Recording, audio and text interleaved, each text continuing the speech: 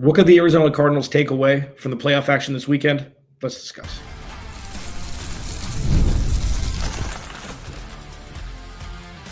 You are Locked On Cardinals, your daily Arizona Cardinals podcast. Part of the Locked On Podcast Network, your team every day. Cardinals, Alex Clancy here. Follow me on Twitter, Clancy's Corner. Follow the podcast at Locked On AZ Cards. Thank you for making Locked On Cardinals your first listen. Free wherever you get your podcast and on YouTube, part of the Locked On Podcast Network, your team every day. Today's episode is brought to you by FanDuel. You can start the season with a big return on FanDuel. New customers can place a $5 bet. You'll get started with $200 in bonus bets if you win or lose your first $5 bet. Visit FanDuel.com to get started. So I was trying to think about what to do for today's show. Talk about free agency, talk about the draft, talk about the season, talk about, a million things. And what I landed on was, as I'm watching the games this past weekend, like, oh man, this is elite play on display without, the muddying of multiple games going on at one time. Everything's more of under a microscope. You can see without any sort of question or smokescreen the strengths and weaknesses of these teams that we are watching. And it was just a fascinating case study to see, like, okay, so this is what got this team to this place. And if you watch football, you know the majority of it. But seeing the little idiosyncrasies of an offense, of a defense, of special teams, of red zone production, and kicking game, of play calling, going for it on fourth down for different teams that you don't necessarily follow every day, it was just fascinating. So I figured that there were a couple massive takeaways from this weekend. And there's a massive takeaway that we already know exists going into tonight's game, but I do want to highlight it just a little bit in the final segment as pertaining to the Vikings and Rams. Again, please go to the YouTube channel, search Locked On Arizona Cardinals, hit the subscribe button, man. I see the like numbers going up. I see you guys listening, so thank you. Let's keep it moving. So some of this is going to sound very obvious, but when we see it on display as compared to the production and performance of the Arizona Cardinals from last year, it glares even more. And the first one, let's just kick it off. The defensive line and pass rush front matters. Like what we saw, and obviously it matters. Okay, so just give me a second. What we saw with a good chunk of the teams, I mean, even Buffalo, but namely Houston against the Chargers, ran a rough shot. Will Anderson had a couple sacks. Philly's defense, their defensive line, their linebackers across the board, like good defenses can render a very good offense seemingly helpless. We saw that with the Eagles and the Packers. Packers had no shot. They had no shot to win this game. That defense was absolutely suffocating. The Texans, even though they took a half off pretty much with their offense, suffocated Justin Herbert. And I know Justin Herbert doesn't have the best pass-catching group to throw the ball to, but just absolutely suffocating. Defensive line, pass rushers. It rendered like it can blow a game plan up. Everybody's got a game plan until they get smacked in the face. And we saw a lot of that. Over the weekend, where it's like you get talent on the defensive line, outside and the interior, you get a couple pass rushers, you're cooking with gas. Like instantly. And if you happen to have a good young secondary like the Cardinals do, and all they need to do is implement a couple talented guys up front, you could be looking at a very, very good / potentially dominant defense starting next year. Like it's not like, oh, this will take some time, you got to move it. No. The young guys are ready to rock. They just need some A-listers, whether it be through free agency, trade, or the draft if they're ready to rock. That defense immediately. And I think it's obvious because we talked about it all year. But seeing the haves where the Cardinals are the have-nots in the playoff, level with no other frills or anything, it's just Philadelphia's defense versus the Packers. I mean, the Packers were the sexy pick by many, not me, but by many to make the Super Bowl and beat Kansas City this year. They looked anemic against this defense. And it starts up front. It's always started up front for the Eagles. Always, always, always. And watching it is just, it's good football. You just love it. And that's something that the Cardinals aren't too far away from. They just need some talent up front. Offensive line. Let's start with the Eagles again. There was that still, I don't know, I think Warren Sharp caught it on Twitter, but if you haven't seen the still of Jalen Hurts standing in the pocket, there's nobody within 3 yards of him. And the offensive line, like, it was just the Red Sea opened. Every gap was open, everything, and he was just sitting there looking down the field. It's like, when you have that, I'm going to piss off Eagles fans here. When you have that, it makes average look extraordinary.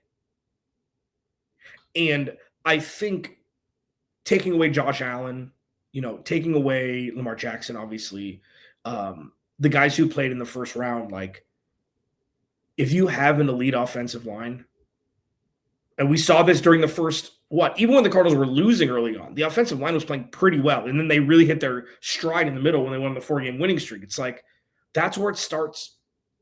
That's where it starts. That's more important than the defensive line because it protects the most important player on the field.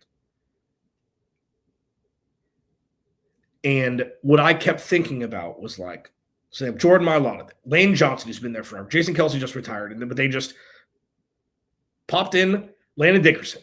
It's like, okay, well, they know that maybe they don't know. Jalen Hurts isn't the best quarterback. He looks incredible behind that offensive line. And I think that's pretty obvious. I know there's some Jalen Hurts, truths out there. That's fine. I don't think he's a very good quarterback. Like, can't really make the throws when you need him to make the throws. He's got a beautiful deep ball. Okay. But it's just like, I don't think he's a top 10 quarterback. I think he's in a top 3 situation, which is great. And he executes what he needs to. But that offensive line is just, it's incredible. And what made me think with the Cardinals was how, like, they got very lucky with Yalta Froholt, okay? They got lucky with Kelvin Beachum when he signed. And I know he hasn't ever been elite, hasn't ever been Pro Bowler, but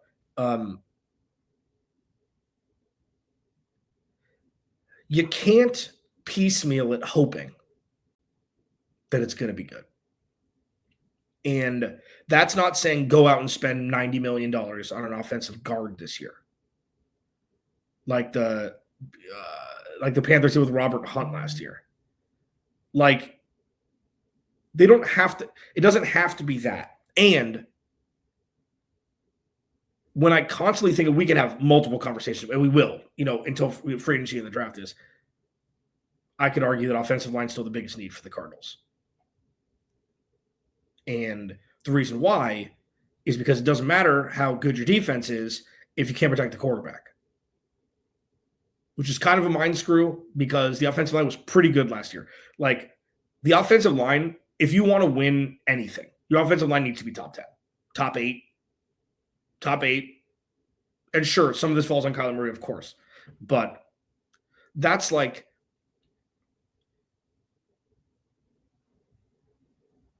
that's why my brain was in a blender watching these games. It's like they still need to maybe bring in a left guard and a right guard. I mean, I don't know. Like, Will Hernandez was great last year.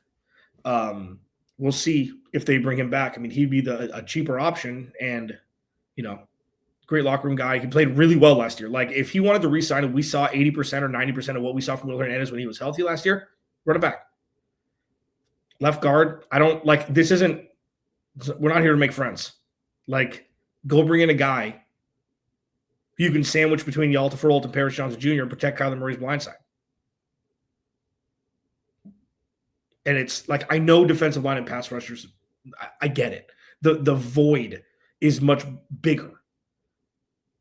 But one thing that I've said for years on this show is the Arizona Cardinals need as many strengths as possible. And I'm going to go much more in depth of this later this week, but would you rather have a C- and an A or 2 B-? Because that's what we could be looking at if they bring in one pass rusher and maybe draft a guy to play guard or bring in a veteran to play guard. Like, The offensive line needs to be perfect next year, or as close to it as possible. We saw that across the board during Wild Card weekend. But namely, Philly was really what stood out to me because that's what they've been known for, their lines. They've been pretty successful with it. Yeah, something else. Red zone scoring. You score touchdowns to win games. You kick field goals to lose by a couple. And I've got the numbers from each game and the red zone production from each team. There's some nuance to it, but I'd like to discuss that next. Locked On Cardinals. Your team every day. This episode of Locked On Cardinals is brought to you by LinkedIn. Growing your small business in 2025 comes down to how well you can hire. Let's face it, better hires start with smarter insights, and that's where LinkedIn comes in. With the strongest hiring data available, LinkedIn helps you identify the right candidates, giving you the confidence to make the best decisions for your business. I've used LinkedIn Jobs myself, and I can tell you, it's a game changer when it comes to hiring the right fit. Small businesses are wearing a lot of hats, man, so every hire is crucial. LinkedIn gets that, and that's why they connect you with the best candidates using data you won't find anywhere else. From unique skill sets and interests to the connections you share, LinkedIn helps you find the person for the job. In fact, 72% of small businesses say LinkedIn has helped them find high-quality candidates. Hire smarter this year and find your next great hire on LinkedIn. Post your job for free at linkedin.com/LockedOnNFL. That's linkedin.com/LockedOnNFL to post your job for free. Terms and conditions apply. This episode of Locked On Cardinals is also brought to you by our friends at Prize Picks. It's playoff time, and if you're like me, you want to make the most of these final weeks of football action, and that's where Prize Picks comes in, man. In the love of football, and you want a chance to win real money while watching the games, Prize Picks is the place for you. It's the best way to turn your sports opinions into cash with daily fantasy projection. With Prize Picks, you simply pick more or less on projected stats like total passing yards or rushing touchdowns, and for a shot to win up to 1,000 times your money. You can also make your picks in less than 60 seconds. And whether you're looking for a flex play to boost your payout or you want to cash out quickly, Prize Picks has got you covered. With over 10 million members and billions in winnings, it's clear that people are loving this platform. Here's a special offer for Locked On NFL listeners. Download the app today. Use code LOCKEDONNFL to get $50 instantly after you play your first $5 lineup. That's Prize Picks. Run your game. Download the app today. Use code LOCKEDONNFL to get $50 instantly after you place your first $5 lineup. Prize Picks. Run your game.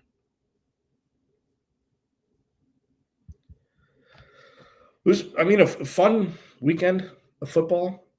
I couldn't help but think, man, Cardinals, there was a lot of bad football that was played. People complain about the first round of the college football playoff, bad football. There was a lot of just not great football. Green Bay looked terrible. Denver looked awful. Pittsburgh looked, except for that little spurt, looked bad. It's like the Cardinals weren't that far off from those teams. Even though, Green Bay did punish the Cardinals at Lambeau, which seems like eons ago. But defensive line and offensive line reign supreme. It's just so fun to watch quarterbacks just be able to sit back in the pocket and just try to pick apart a defense. And Jalen Hurts wasn't very good at it. He's not a very good thrower of the football. But, he is perfect for that offense, even though he has some limitations like, any quarterback does. Red zone scoring. This one, yes, was sparked by watching Washington last night, where Cliff still has trouble scoring touchdowns inside the 10-yard line. A lot of field goals, a lot of go for it, turnover on downs, things like that. Jane Daniels played a hell of a game, and they move on. And, red zone scoring for me is something that obviously is near and dear from the 2024 season for the Cardinals, where I think they started 16 out of their first 16 goal-to-go touchdowns, and then it just completely vanished. And let me just run through the numbers here. So, and you can see the disparity in. Oh, you'll hear what I'm saying. So the Ravens were 3 for 4 in the red zone. Steelers didn't get there. The Texans were 2 for 4. Chargers were 0 for 1. I'm saying the winning team, losing team. The Bills were 1 for 5. Broncos 0 for 1. Eagles 1 for 4. Packers 1 for 3. And then the Commanders 2 for 5. And the Bucks 2 for 3. So the teams that won obviously got there a hell of a lot more than the teams that lost. And the Commanders and Bucks 2 for 5 and 2 for 3. It's one thing, and we've seen through a large portion of the season, even when the Cardinals were losing games, they didn't really have trouble between the 20s. Like, it wasn't like they were struggling to move the ball for the entirety of the year. Sure, they had their spurts, of course. But then once you get into the red zone, once you get inside the 20-yard line, it's a completely different game. And that is where play calling really, really reigns. That's where play calling really shines or sputters. You can't fake it. There's no fat left to be trimmed. There's very little space, especially as you get closer to the goal line. You only got 10 yards of pay dirt to put, 20 dudes in, whatever, take the offensive line, 17, 16 dudes in. And it's all about play calling. It's all about the talent that is had on one team showing said talent. And this is the thing that made me think the most about the Cardinals. Because listen, we knew the defensive line was bad this year, so it's not like it's a surprise. We knew the offensive line was pretty good this year, so it's not really a surprise. It's nice to see what that elite level looks like, for sure. But it wasn't really like, oh my God, the Cardinals are so far away with the offensive line, or they're so far away. It's such a surprise that they don't have a pass rush. No, it's not a surprise. We knew it. The red zone stuff really got to me, so I started to think, like, the Cardinals are like 6'3" across, aside from Greg Dortch, with their skill position players. Marvin Harrison Jr., Trey McBride, Michael Wilson. Kyler Murray is usually pretty good inside the 10-yard line, whether it be with his feet, mostly with, he's an above average quarterback. Okay. So yes, he does have his faults regardless of where it is on the field. And a lot of times they just give the ball to James Conner. But the Cardinals should have been so much more productive inside the red zone this year. Like, how much, and I know, like, the whole T. Higgins thing, I guess I have to revisit that. I have to revisit why the Cardinals shouldn't bring in T. Higgins. I'm sorry. Like, Twitter's a beautiful place. The Cardinals have plenty of ammo regarding pass catchers. Size, speed, hands, agility, being able to win when it's just you versus the sideline. Like, they've got enough. They should have scored many more touchdowns than they did, especially after their bye week down the stretch. And I think part of the reason why the Cardinals struggled is because they didn't, like we saw in week 17 and week 18, utilizing Greg Dortch, utilizing Michael Wilson, utilizing Elijah Higgins, utilizing Zay Jones, utilizing other guys instead of just, it's Marvin Trey, and that's it. You've got to keep opposing defenses guessing. Like, Jaden Daniels threw a touchdown pass to De'Ami Brown yesterday. Huh? Like, Olamide Zaccheaus is getting involved in that offense. Cliff called a very good game. I mean, play calling down. Like, we know it's the same thing. Jaden Daniels, like, listen, I don't dislike Cliff Kingsbury whatsoever. I thought he held the team back as a head coach for sure. He's a good offensive coordinator for sure. And Jaden Daniels bailed them out yesterday. And Austin Eckler, or whoever fumbled the ball, like, come on. Like, they got some bounces there. Either way, like, utilizing the Eagles, Jahan Dotson scored a touchdown in the red zone yesterday. Like, we didn't really experience with the Arizona Cardinals last year. That guy scored a touchdown? We didn't really have that when we were watching, except for, the Steph Curry spin before the ball was caught, Elijah Higgins, diving in the back of the end zone week 2 against the Rams. Like, I don't remember. It was just pretty much, it's Marv, James Conner running, it's Kyler Murray running, Michael Wilson peppered in here and there. It wasn't really a surprise. Like, the playoff teams are using, like, look at the Bills, for crying out loud. They're using all of the tools in their tool shed. Every single one of their players is a threat to potentially catch a touchdown pass or have a play drawn up for them, whether it be the first or second option. All of them. So there's power in that. And sure, of course, you want to get the ball to your best players in crunch time. And you know what? Opposing defenses know that. So that's the next level of the offense I want to see with the Cardinals next year, especially in the passing game, is spread it out. And that's what I thought about last night when looking at the red zone stuff. It's like, man, the Cardinals left so much corn on the cob. They left so much. Because, listen, here's a little foreshadowing to a show I'm going to do later this week. Michael Wilson's a wide receiver too. He is. He's just not being given the opportunity to do so. So that's what I was thinking about last night when the efficiency, like the Ravens, God, the Ravens are so much fun to watch. They do it a completely different way. But again, Rashad Bateman. Zay Flowers goes down, Rashad Bateman, Isaiah Likely, Mark Andrews. They spread it out. They score touchdowns. Locked On Cardinals, your team every day. What is under a spotlight tonight that I would suggest, people watch and maybe think about the Cardinals in the process? I'll discuss that next. We wrap up here. Locked On Cardinals, your team every day. This episode of Locked On Cardinals is brought to you by our friends at FanDuel. From big upsets to game-winning drives, the NFL playoffs are better with FanDuel because right now, new customers can bet $5 and get $200 in bonus bets guaranteed. That's $200 in bonus bets, win or lose. The FanDuel app gives you everything you need for live bets, same-game parlays, and so much more. Just visit FanDuel.com to join today. You get started with $200 in bonus bets. That's FanDuel.com. Make this season unforgettable with FanDuel, an official sportsbook partner of the NFL.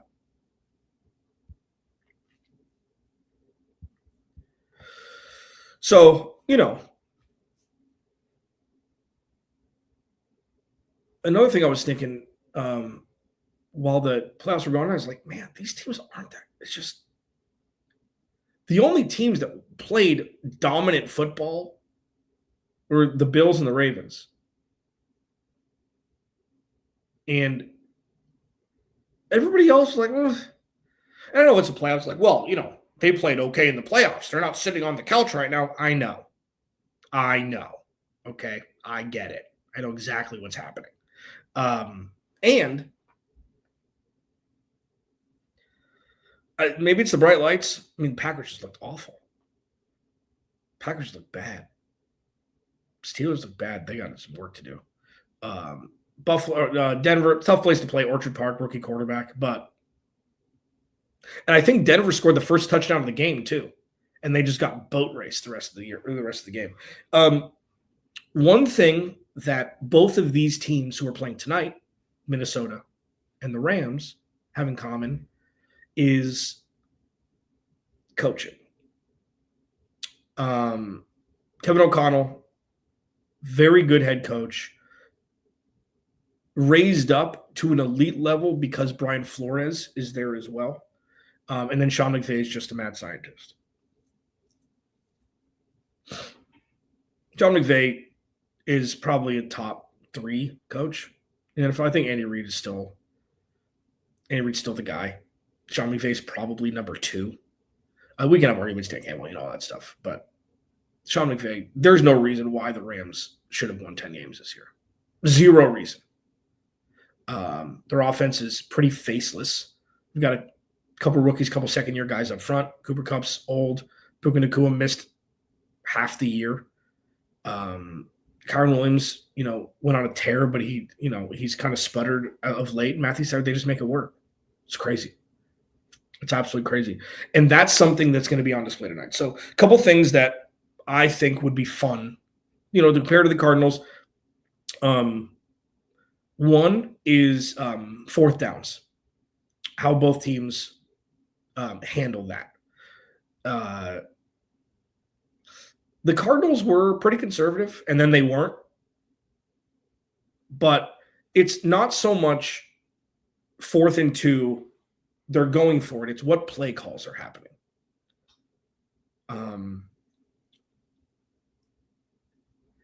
I find and remember that the Cardinals' 4th down play calling lacked vision, except for, 4th and whatever from their own 18 against Carolina. We're just busted it up the gut. But that's one that's fascinating for me. And I said that when the season started. Like, I'm curious to see what the Arizona Cardinals are going to do on 4th down because they've got weapons. And it's the way of the NFL now. Washington, kudos to them. Those numbers are ridiculous for their 4th down conversion rate in in 2024. And they continued it last night. But like situational football, especially in the playoffs, are you going to see more punting? Are you going to see even more going for it? It's on a neutral field, so the Rams lose their home field, obviously, due to a terrible situation in California. That's one. Number two is how conservative the play calling is throughout the game. What we've seen from KOC, what we've seen from Minnesota, is they'll huck it.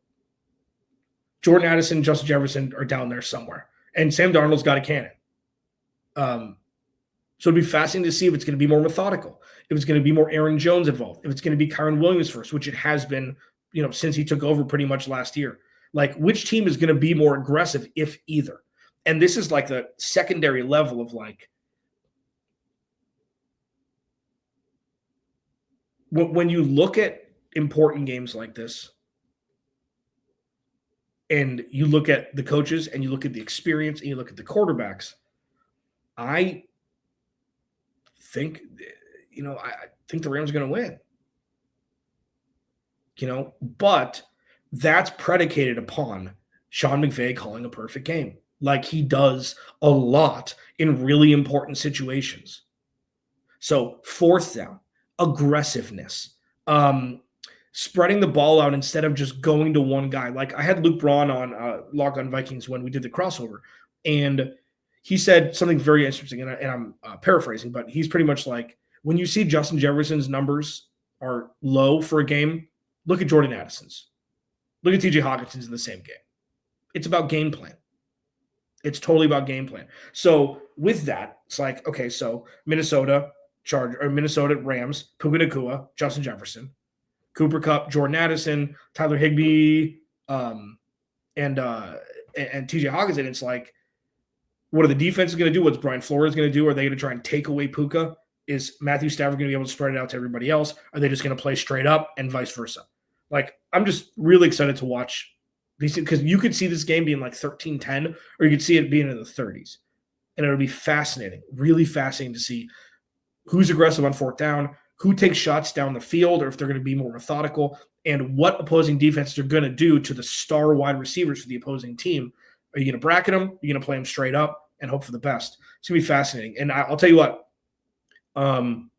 we learned a lot, in my opinion, about what the Arizona Cardinals need to do when comparing them to teams who are already a step ahead. And, I think it's massively beneficial, and did a whole damn podcast on it. Locked On Cardinals, your team every day. Remember, without you, there is no me. I will talk to you tomorrow.